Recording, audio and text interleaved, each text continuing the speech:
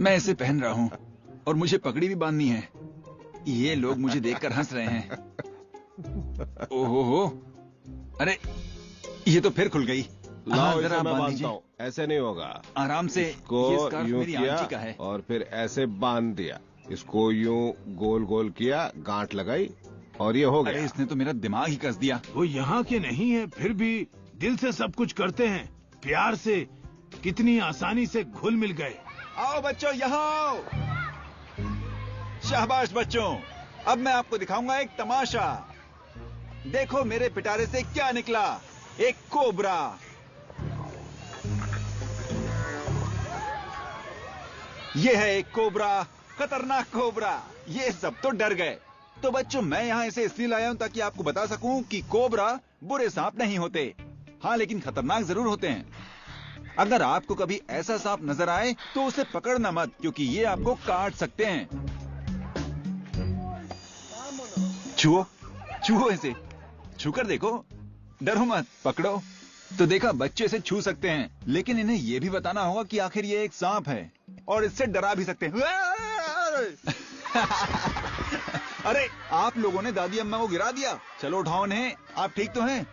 Frank जानते हैं कि लोगों को खुश कैसे किया जाए। बच्चों को उनके साथ मजा आया और सबको भी मजा आया। मैं आप लोगों को इस सांप के बारे में बताना चाहता हूं। आप लोग इसे छू कर देखिए। इससे आपको पता चलता है कि सांप बुरे नहीं होते। आप इनके साथ घुल मिल सकते हैं। देखो, ये लीजिए, डरो मत। इन्होंने इसे बच्चे के गले में डाल दिया। सब लोग हैरान हो रहे हैं, लेकिन बच्चे को मजा आ रहा है। ठीक है, ठीक है, रख लो। कोबरा सांप धूप में नहीं रह सकते, इसलिए अक्सर वो रात में निकलते हैं, जब पूरी तरह अंधेरा हो जाता है। जिंदाबाद, इनकलाब जिंदाबाद। ठीक है, अब मैं चलता हूँ। धूप काफी तेज है, पहन लो इसे। और ये भी पकड़ लो। हाँ, दूसरा हाथ भी इस तरफ से। अब तुम छड़ी पकड़ लो और मैं कोबरा को ले लेता हूँ। बढ़िया, ठीक है। बाय बाय, बाय, मिलते हैं। थैंक यू, बाय बच्चों, बाय बाय। अरे तुम तो बहुत ड्रामेबाज हो। हाँ, क्या मैं तुमको उठाकर ले चलूं? रुको, ये अब ठीक है, चलो चलते हैं। हम जा रहे हैं। Bye bye, bye.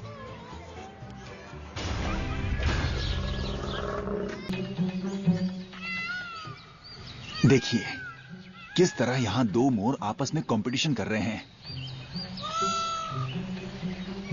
पता नहीं आप पीछे उस फीमेल को देख पा रहे हैं या नहीं।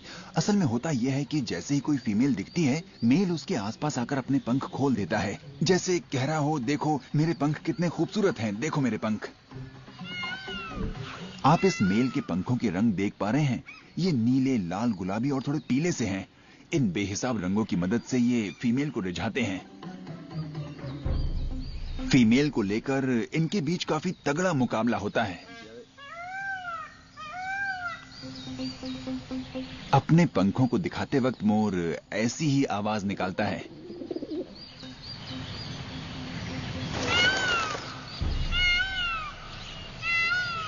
जब फीमेल आसपास होती है तो ये अपने पंखों को पूरी तरह खोल लेता है और उसके बाद ये घूमने लगता है इस तरह से। ये अपने पंखों का दिखावा करता है और फिर जब फीमेल सबसे खूबसूरत मेल को चुन लेती है तो फिर वो उसके साथ मिलन करती है।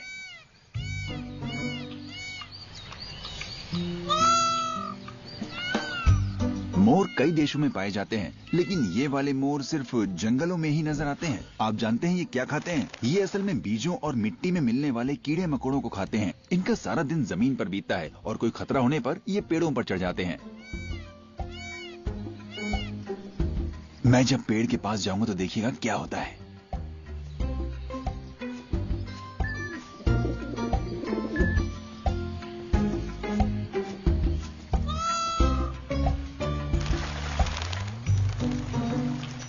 ये भाग गया। अब क्योंकि ये चला गया है तो मैं भी जा रहा हूं। मैं यहां खड़ा रहा तो इनको डिस्टर्ब ही करूंगा।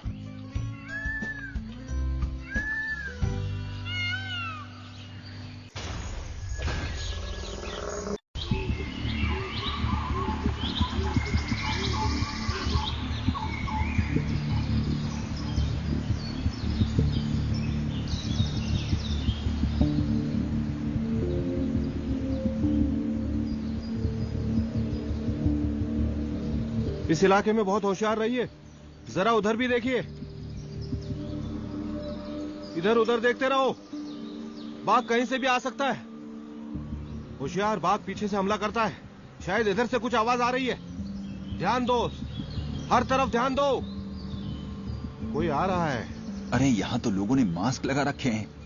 ध्यान से देखो, बाघ आ रहा है कि नहीं। देखो। हाय, हेलो, सुनिए तो, आप क्या ढूंढ रहे हैं? मैं आपकी मदद कर सकता हूँ। हम गीली पत्तियां ढूंढ रहे हैं ताकि मधुमक्खियों को भगा सकें। हाँ। बाप रे, वो देखो वहां पर, वो रहा छत्ता। जरा सामने देखिए, कितना बड़ा छत्ता है। मुझे नहीं मालूम ये लोग नीचे क्या ढूंढ रहे हैं, लेकिन वो सामने मधुमक्खियों का काफी बड़ा छत्ता है। मैं हूँ फ्रैंक, और आप? मैं एक मवाली हूँ, मैं शहद इकट्ठा करता हूँ। तुम मवाली हो? हाँ, मैं एक मवाली हूँ। ये शहद इकट्ठा करने वाले लोग हैं।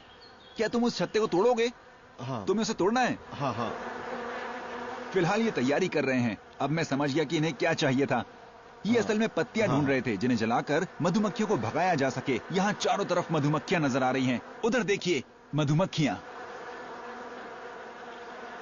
सबने ये मास्क क्यों पहन रखा है? अगर टाइगर को आपकी आंखें नजर आए तो वो कभी आप पर हमला नहीं करेगा। हम ये मास्क इस्तेमाल करते हैं, हम इसे सिर के पीछे लगाते हैं ताकि टाइगर को लगे कि हमारी आंखें पीछे हैं। इसकी वजह साफ है, टाइगर हमेशा पीछे से हमला करता है, कभी भी सामने से हमला नहीं करता। क्योंकि वो एक कमाल का शिकारी है, इसलिए वो झाड़ियों में छिपा रहता है और लोगों के मुड़ने का इंतजार करता है। उसके बाद वो पीछे से हमला करता है। अगर फिलहाल यहाँ आसपास कोई टाइगर होता तो वो चकरा जाता, क्योंकि उसे हर कहीं चेहरे ही चेहरे दिखाई देते। तो जंगल से गुजरते वक्त ये लोग अपनी हिफाजत के लिए मास्क पहनते हैं। अरे एक मिनट, मेरे पास एक बहुत अच्छी चीज है, शायद वो इसी वक्त के लिए है।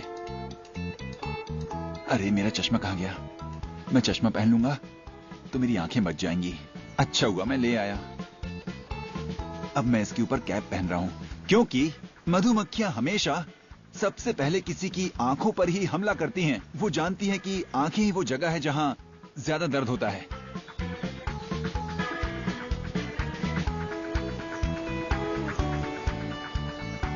तो मैंने कैप पहन लिया है, जो कि बहुत जरूरी है।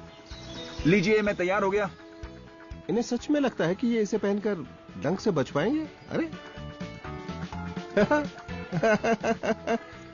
अब ये क्या बकवास है?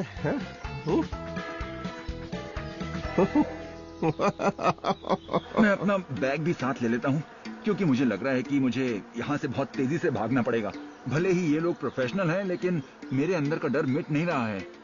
अब मैं भागने के लिए तैयार हूँ। मधुमक्खियां दुनिया की सबसे ऑर्गेनाइज्ड जीवों में से एक हैं। ये हमला करने की सोच लें तो करती ही हैं। आप खुद ही देख लेना यहाँ क्या होता है।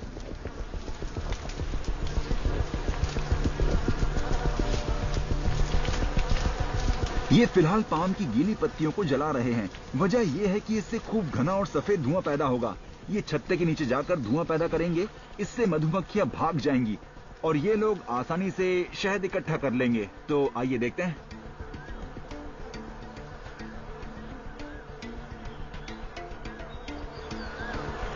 मैं तो जैसे शेर के मुंह में जा रहा हूं।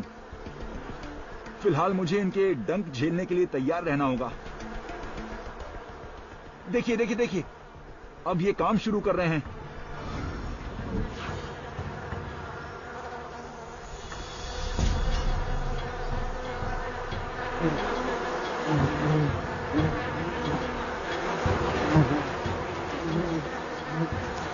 हिलना नहीं, हिले तो मधुमक्खियां घेर लेंगी। ओह नो, मधुमक्खियां आने लगी हैं।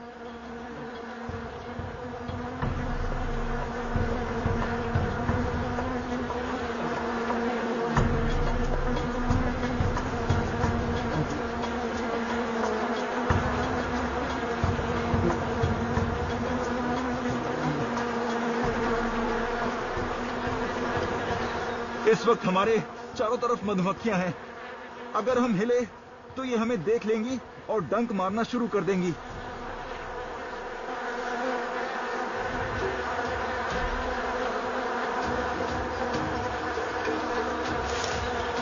छत्ता गिर गया है, एक टुकड़ा और गिरा। लीजिए, काम पूरा हुआ। मुझे मधुमक्खी के काटने से दर्द हो रहा है। क्या आपको कभी मधुमक्खी ने काटा है? फ्रैंक मधुमक्खियों के काटने की शिकायत करते रहे, लेकिन ये कोई बड़ी बात थोड़ी है। मैं तो ये सब रोज सहता हूँ। फ्रैंक कुछ ज्यादा ही नाजुक है। ये कमाल के लोग हैं, पत्थर की तरह स्ट्रांग हैं ये। हम तो इनके सामने बहुत नाजुक हैं।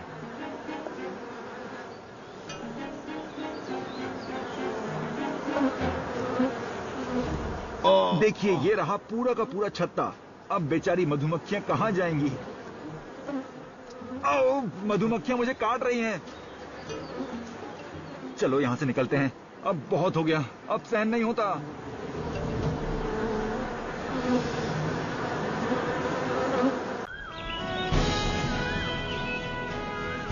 गंगा जहां समंदर से मिलती है, यानी बंगाल टाइगर के इलाके तक पहुंचने के लिए मुझे भारत के अंदरूनी हिस्से को पार करना पड़ रहा है। यहां मुझे धान के खेत दिख रहे हैं।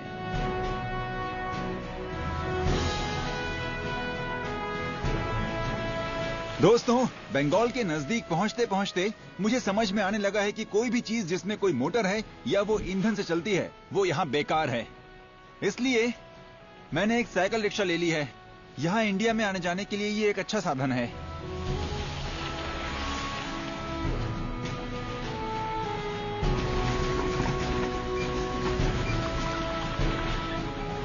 एशिया में ढेर सारे सांप मिलते हैं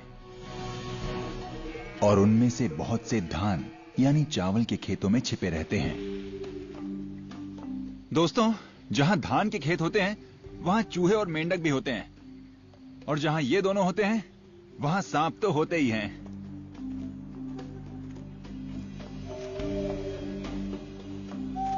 ये देखिए, यहां पर मुझे सांप के होने के कुछ निशान मिले हैं। मैं फिलहाल पानी के इलाके में हूं और यहां अंधेरा होने वाला है। ये यहां सांप का मल भी है। ये प्योर कैल्शियम है, क्योंकि सांप किसी जीव को पूरा का पूरा निगलते हैं और उन्हें उनकी हड्डियों में से जो एक्स्ट्रा कैल्शियम मिलता है वो उसे मल से निकाल देते हैं। तो कुल मिलाकर संकेत अच्छे हैं। सांपों को ढूंढने के लिए ये एक अच्छा इलाका है, तो मैं अपनी कोशिश जारी रखता हूं। अरे वहां क्या है? आओ देखते हैं। आ जाओ, आ जाओ, चलो चलो चलो चलो, आ जाओ इस तरफ, आ जाओ। वो देखो, वहां सामने एक राइनो है। वो पानी में खड़ा है और मजे से घास खा रहा है। देखिए, उसने अपना सिर पानी में डाल दिया है और वो कुछ ऐसे चबा रहा है। ऐसा करके ये पानी के नीचे उगने वाले पौधों को ढूंढ लेते हैं। ये बड़ा और ताकतवर जीव सिर्फ छोटे छोटे पौधे ही खाता है, तो सोचिए इसे कितने सारे पौधे खाने पड़ते होंगे। राइनोसरस यानी गैंडा अपने सींग की वजह से जाना जाता है। पुराने जमाने में चाइना में इनके सींग दवाइयों के लिए इस्तेमाल होते थे। फिर क्या हुआ? इन्हें बहुत बड़ी तादाद में मार दिया गया। इसलिए अब हमें इनका ध्यान रखना पड़ेगा, क्योंकि ये स्पीशीज एंडेंजर्ड हो चुकी है। इसे प्रोटेक्टेड स्टेटस इसलिए दिया गया है क्योंकि आज ये दुनिया में सिर्फ 2 या 2.5 हजार ही बचे हैं। आओ जल्दी आओ, उस तरफ चलते हैं। क्योंकि वो कीचड़ में एंजॉय कर रहा है तो हम उसके काफी नजदीक जा सकते हैं। इनके इस काम को गैम्बलिंग कहते हैं और इन्हें ये बहुत पसंद है। इस तरह से ये खुद की सफाई करते हैं और पैरासाइट से छुटकारा पाते हैं। फीमेल का जेस्टेशन पीरियड 16 महीनों का होता है, यानी ये इतने वक्त तक अपने बच्चे को पेट में ही रखती है। पैदा होने के बाद बच्चा करीब 3 साल तक मां के साथ रहता है। तो ये है इंडियन राइनो। ये एक सींग वाला राइनो नेपाल और भारत में ही पाया जाता है। अब सांप की तलाश में लग जाता हूं, क्योंकि मैं यहां इसीलिए आया हूं।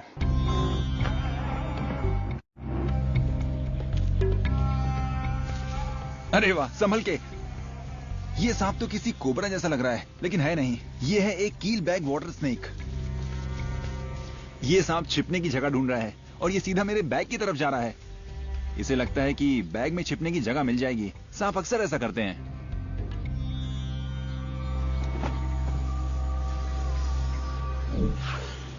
मैं इस सांप को बहुत अच्छी तरह से जानता हूं। ये बहुत धोखेबाज होता है। आपको ये मासूम लग रहा होगा, लेकिन अगर मैंने इसे छुआ तो ये गुस्से से पागल हो जाएगा। आइए दिखाता हूं। अब देखना, मैं इसे छेड़ रहा हूं। ये देखो, हमला किया। देखिए, सांप की पहली कोशिश होती है छिपना, लेकिन ये बार बार हमले भी करता है। ये देखिए, इस तरह से हमले करता है। ये गुस्से में आने के बाद इसका पीला रंग ज्यादा नजर आने लगता है, क्योंकि कुदरत में पीले, काले, हरे और लाल रंग का मतलब है खतरा। अब मैं इसे जान करके उकसा रहा हूं ताकि आप देख सकें ये कैसे हमला करता है। देख रहे हैं? अब ये पूरी तरह से गुस्से में है।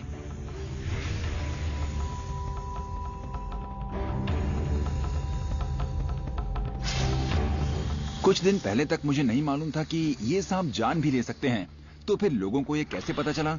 ऐसे कई हादसे हुए जिनमें कीलबैक सांप ने बच्चों को काटा था और वो मर गए। तब समझ में आया कि इनका जहर इनके पीछे के एक दांत में होता है और ये जहर बहुत स्ट्रांग होता है। ये कोबरा की ही तरह बहुत धीरे धीरे आगे बढ़ता है। देखा आपने कैसे ऊपर उठकर कूदता है ये?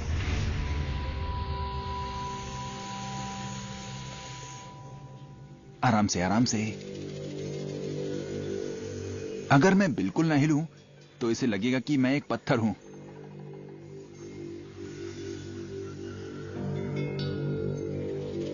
लेकिन अगर मैं हिला तो ये मुझे खतरा समझेगा। सिर्फ शांत खड़े रहने पर ये कुछ नहीं करता है। देखा आपने? देखिए इसे, कितना शानदार सांप है ये। और ये कमाल का फुर्तीला भी होता है। इससे गुस्सा कितना आता है, देख रहे हैं? ये हर चीज को काटने की कोशिश करता है। तो तुम मुझे गुस्सा दिखा रहे हो?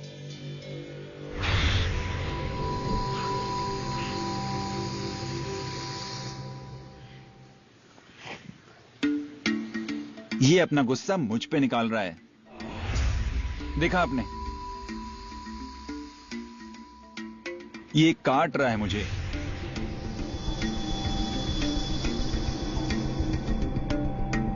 चलो अब तो गुस्सा शांत हुआ होगा। हो गया। चल छोड़ दे। चल अब बहुत हो गया।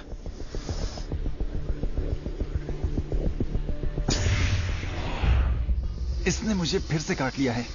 अगर ये सच में जोर से काटना चाहे तो ये अपने दांत गड़ा देता है, जैसा कि आप देख सकते हैं। चल अब बहुत हो गई। ओह, अब मुझे जलन हो रही है, बहुत तेज जलन। इतनी तेज कि मैं बता नहीं सकता आपको। इसका जहर यहीं पर है। ये मैं इसलिए कह सकता हूं क्योंकि यहां खून जम नहीं रहा है, कोएगुलेट नहीं हो रहा है। देखते हैं अब क्या होता है। पता नहीं मेरे इस हाथ का क्या होगा, लेकिन मैं इसे ऐसे ही तो नहीं छोड़ सकता। कुछ तो करना पड़ेगा। फिलहाल इसे जाने देते हैं। चलो दोस्त, तुम्हें छोड़ दूं।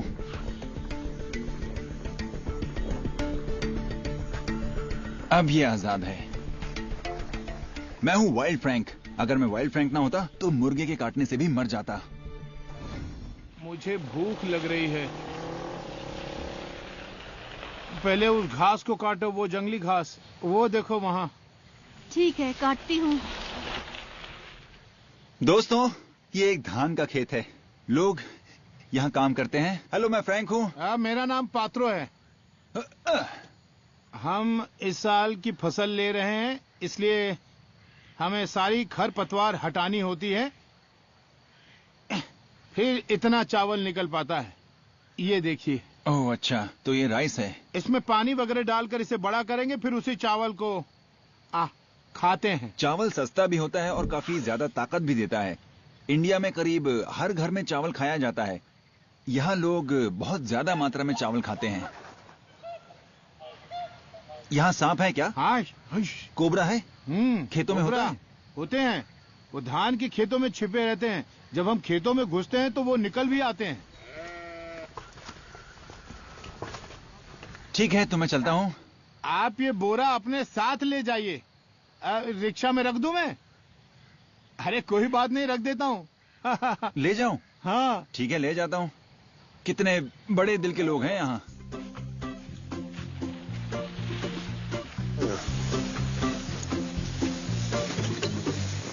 सही है भाई।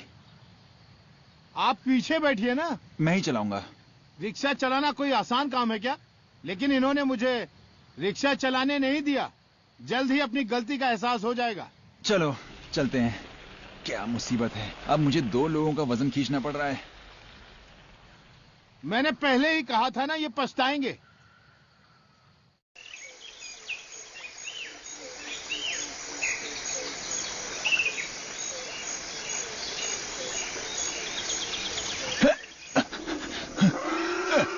देखिए, ये है एक वाटर मॉनिटर लिजर्ड।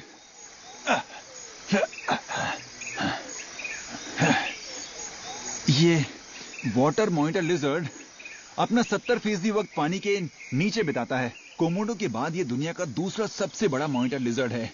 इसकी लंबाई 4 मीटर तक और वजन करीब 40 किलो तक हो सकता है। ये बहुत ही ताकतवर है। इसे दलदल का शहंशाह कह सकते हैं। और हाँ, इन्हें खाने के लिए जो कुछ मिल जाए ये उसे खा लेते हैं, जैसे अंडे, डेड बॉडीज, सांप, पक्षी, मैमल, कुछ भी। ये किसी भी चीज से परहेज नहीं करते। ये किसी भी हाल में जिंदा रह सकते हैं। ये स्मार्ट जीव लाखों सालों से धरती पर मौजूद हैं। ये डायनासोर से इवॉल्व हुए हैं। इस छिपकली को पकड़ने का सिर्फ एक ही तरीका है। इसे तब पकड़ें जब ये धूप सेक रही हो। इसे पीठ से पकड़ें, तब इसे कुछ महसूस नहीं होता और ना ही दर्द होता है। फिलहाल इसे खूब मजा आ रहा है। ये अपनी एनर्जी रीगेन कर रही है। ये अपनी पूंछ को तैरने के लिए और खुद को बचाने के लिए इस्तेमाल करती है। पाह! ये गुस्से में ऐसे मारती है जैसे कह रही हो कि तुमने मुझे तंग किया तो मैं तुम्हें ऐसे ऐसे ऐसे मारूंगी। और आप इसकी जोरदार मार से नीचे भी गिर सकते हैं। और हाँ, इसके पंजों में नाखून भी होते हैं। जरूरत पड़ने पर ये इन नाखूनों से शिकार को पकड़ती है, लेकिन आमतौर पर तो ये इनके जरिए सिर्फ चलती है। ये जमीन पर चलते हुए पानी में उतर जाती है। इनके नाखून इतने तेज होते हैं कि अगर इसे गुस्सा आ जाए तो ये मुझ में भी गड़ा सकती है। देखिए, मैं दिखाता हूं आपको। देखिए कितने बड़े नाखून हैं इसके। और हाँ, क्योंकि ये ज्यादातर पानी में रहती है, इसलिए इसके शरीर पर बहुत से कीड़े होते हैं। देखिए इसके शरीर पर कितने सारे कीड़े हैं। तो अब मैं इसे वहीं छोड़ने जा रहा हूं जहां से इसे उठाया था। तो तुम यहां पर बैठो और मैं चलता हूं। तो ये थी वाटर मॉनिटर।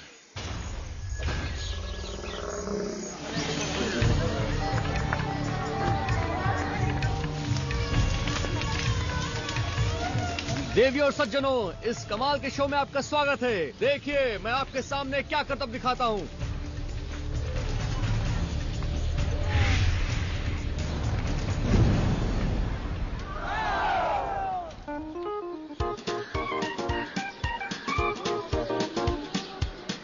मैं एक तमाशा दिखाने वाला हूं और मैं आग उगलता हूं। ये काम आसान नहीं है, इसे गिने चुने लोग ही कर पाते हैं।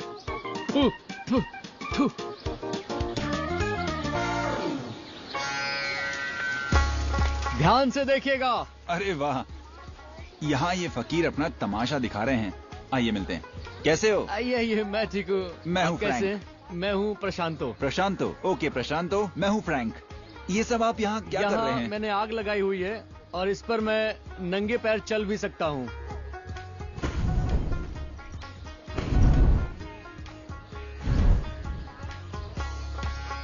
मैंने ऐसा एक बार में भी देखा है। ये क्या है?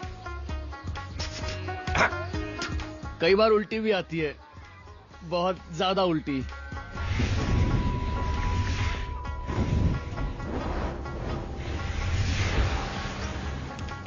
ये मेरा सबसे फेवरेट एक्ट है, जलते कोयलों पर नंगे पैर चलना। ये मुझे अच्छा लगता है।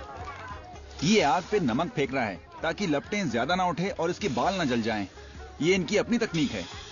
मेरे पास मेरी इच्छा शक्ति है और हिम्मत, और कुछ नहीं। ये बता रहे हैं कि फकीरों की तादाद दिन ब दिन कम होती जा रही है क्योंकि इस काम में पैसा नहीं है, लेकिन इस काम में सबसे ज्यादा जरूरी है मेंटल पावर, दर्द को झेलने के लिए। सब कुछ मेरे इस दिमाग में होता है। एक बार तय कर लेता हूं तो मेरे लिए पार करना आसान हो जाता है।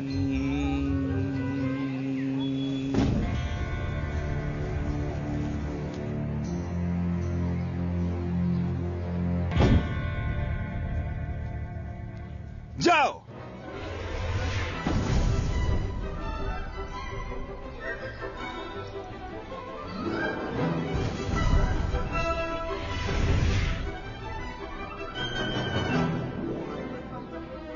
आ जाओ फ्रैंक, आ जाओ। ठीक है, मैं आता हूं। आ जाओ। इसमें कौन सा मुश्किल काम है?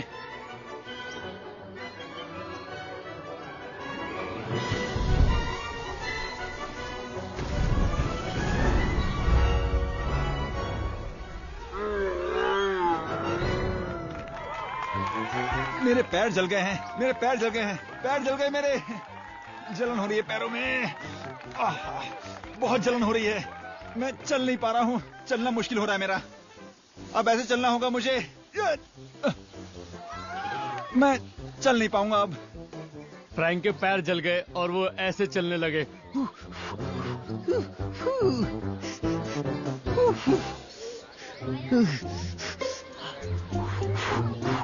मेरे पैर बुरी तरह से जल गए हैं।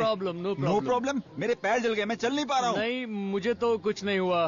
तुम फकीर हो, तुम्हारी प्रैक्टिस है। ये देखो, चिंता मत करो, मैं तुम्हारे पैरों में एक मलहम लगा दूंगा, पैर ठीक हो जाएंगे। इनके पैर देखो और मेरे, सख्त पैर, मजबूत पैर, इंडियन पैर।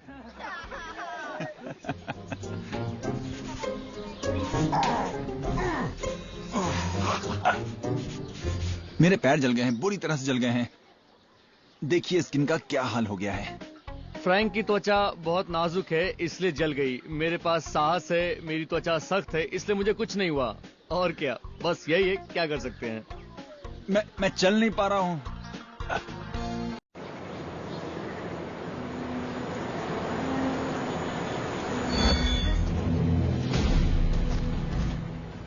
फिलहाल हम सुंदरवन के मैनग्रोव्स में हैं।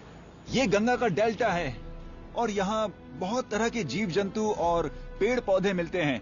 अब हम उस तरफ के जंगलों में जाने वाले हैं जहां हम ढूंढने वाले हैं बंगाल टाइगर को। तो अब हम इस बोट में बैठते हैं और चलते हैं उस पार जहां है बंगाल टाइगर। चलिए।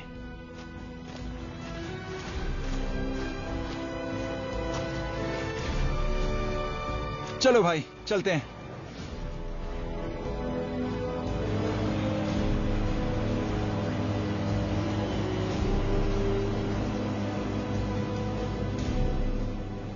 अंदाजा है कि इन बड़े मैनग्रोव्स में 400 से भी ज्यादा टाइगर रहते हैं।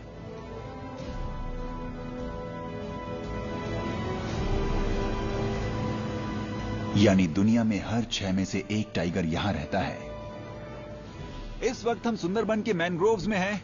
यह दुनिया का सबसे बड़ा मैनग्रोव है। यहीं गंगा नदी समुद्र से मिलती है। यहाँ 100 से ज्यादा आइलैंड बन गए हैं, जिनमें से 40 पर लोग रहते हैं, लेकिन 60 पर नहीं, क्योंकि उनमें बंगाल टाइगर की दुनिया की सबसे बड़ी आबादी रहती है और इसलिए वो आइलैंड्स रहने के लिए खतरनाक हैं।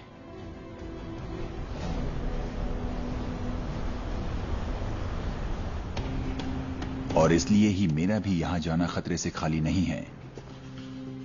मुझे यहाँ बहुत ध्यान से चलना होगा।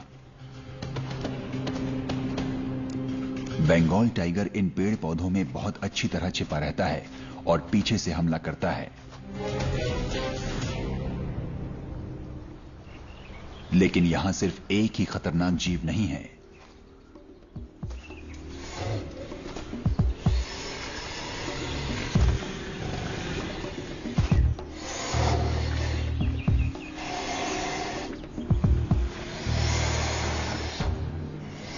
दोस्तों, ये है एक मगर या मार्श क्रोकोडाइल। यहां इसे यही कहा जाता है।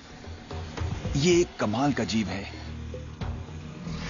इसे देखकर हैरानी होती है ना। यहां से पानी 300 मीटर दूर है, तो ये यहां मुझसे बचकर भाग नहीं सकता। भारत में ये मगरमच्छ बहुत कॉमन है। इसकी लंबाई 5 मीटर तक हो सकती है।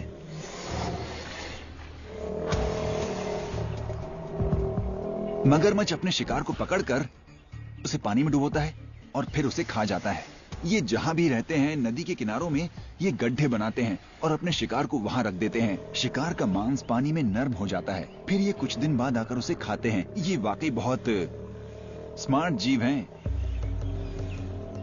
अब ये हिलने डुलने लगा है। इसे पता है कि मैं आसपास हूं, तो इसका गुस्सा बढ़ने लगा है। अगर मैं इसके नजदीक गया तो ये तुरंत हमला करेगा। ये जताएगा कि मेरे नजदीक आने की जरूरत नहीं है। तो दोस्तों, अब आप देखिएगा कि जैसे ही मैं इसे अपनी स्टिक से छूऊंगा, इस तरह से पिक, तो इसका रिएक्शन जबरदस्त होगा। इस तरह से बूम।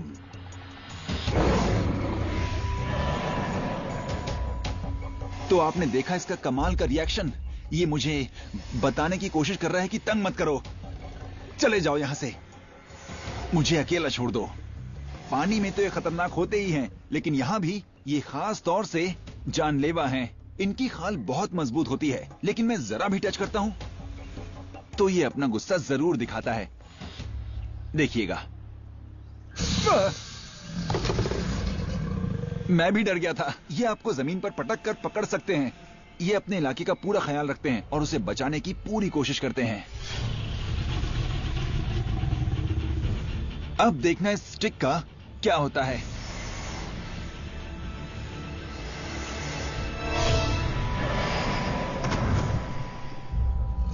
देखा आपने, ये मुझे भी पकड़ सकता है। देखा आपने, तो आपको संभल कर रहना चाहिए क्योंकि इनका रिएक्शन बहुत तेज होता है। अगर कोई भी इनके इलाके में जाए तो ये उसे पकड़ लेगा और फिर छोड़ेगा नहीं। ओह, अरे बच गया। कमाल की बात यह है कि ये सिर्फ अपनी पूंछ के वार से आपको गिरा सकता है। बस आप इसके दायरे में आएंगे, ये अपनी पूंछ मारेगा, आप गिर जाएंगे और ये आपको खा लेगा। ये जानता है कि आप चाहे पानी में हो या जमीन पर, ये आसानी से आपको मार सकता है। पर वो ये भी जानता है कि जमीन पर उसे वो एडवांटेज नहीं मिलता, इसलिए ये मुझ पर हमला नहीं कर रहा है। चलिए अब यहां से निकलते हैं।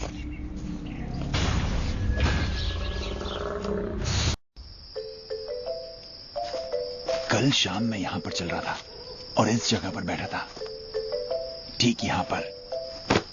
चलिए बैठ जाते हैं। मैं लाइट बंद करके यहां खड़ा था। फॉक्सेस को देखने के लिए ये सब करना पड़ता है। शांत खड़े रहने पर आपको आसपास की हर तरह की आवाजें सुनाई देती हैं। उन छोटे छोटे फॉक्सेस के बड़े बड़े कान थे। इन्हें कहा जाता है इंडियन फॉक्स। चलिए अब मैं यहां अपना स्पाई कैम लगा देता हूं, फिर मैं सुबह लौटूंगा। और ये पक्की बात है कि ये कैमरा जरूर फॉक्स की कुछ तस्वीरें उतारेगा, क्योंकि जब मैं कल यहां से गुजर रहा था तो मैंने 1 या 2 नहीं बल्कि 3-4 फॉक्स देखे थे, क्योंकि यहां उनके बहुत सारे बिल हैं। अब मैं इस कैमरे को यहां छोड़कर चला जाता हूं।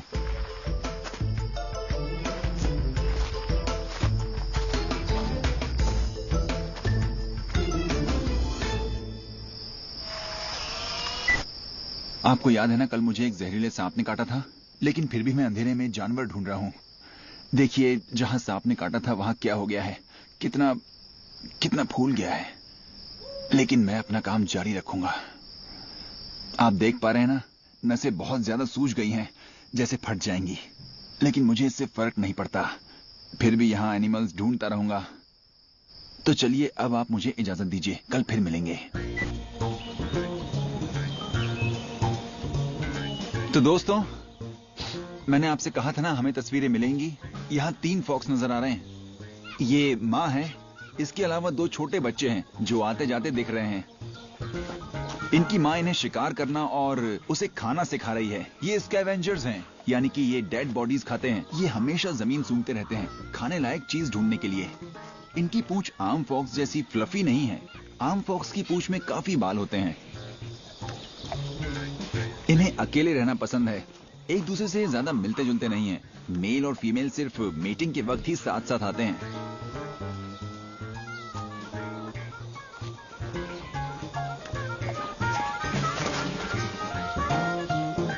मेरे पास तुम्हारी तस्वीरें हैं, चलते हैं।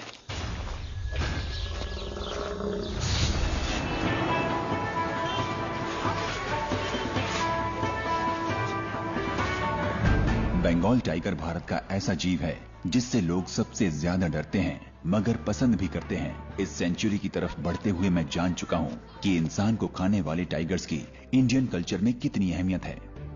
आप जानते ही होंगे कि मुझे जू से नफरत है, मैं उन्हें पसंद नहीं करता। लेकिन हम एक जू में जाएंगे ताकि बंगाल टाइगर को करीब से देख सकें। इसकी वजह यह है कि मुझे नहीं मालूम कि हम उन्हें जंगल में देख पाएंगे या नहीं। यहाँ रोज बहुत से इंडियंस आते हैं, क्योंकि सिर्फ इसी तरह से वो दुनिया की सबसे ताकतवर बिल्ली को करीब से देख सकते हैं।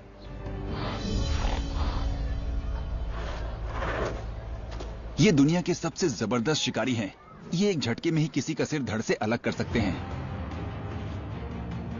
इनके नाखून जबरदस्त होते हैं, जिनके जरिए ये शिकार करते हैं। मान लीजिए इन्हें कोई हिरण दिख जाए तो ये उसके करीब आकर उस पर कूद पड़ते हैं और इस तरह से झपट्टा मार के उसका सिर धड़ से अलग कर देते हैं।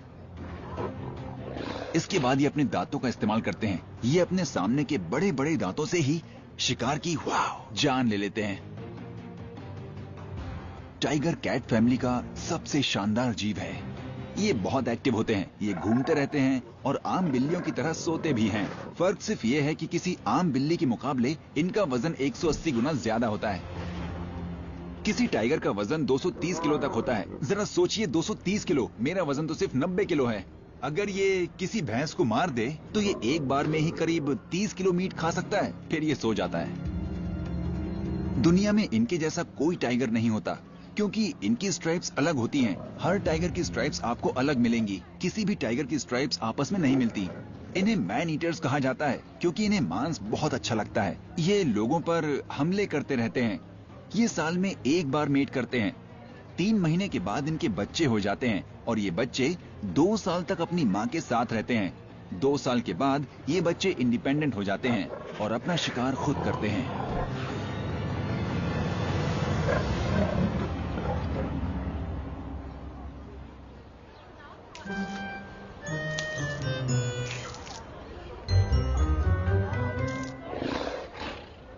ये हमेशा पानी के आसपास रहना ही पसंद करते हैं।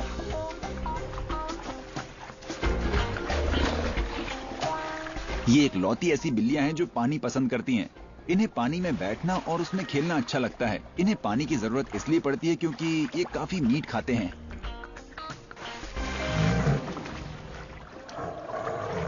अब मैं सबसे आखिर में आपको एक बहुत ही कमाल की बात बताने वाला हूं। किसी बंगाल टाइगर की दहाड़ को 2 किलोमीटर दूर तक सुना जा सकता है। तो अगर हम इसे ढूंढने निकलते हैं और इसकी दहाड़ हमें सुनाई देती है, तो इसका मतलब होगा कि कोई टाइगर यहां से लेकर 2 किलोमीटर के बीच कहीं भी हो सकता है।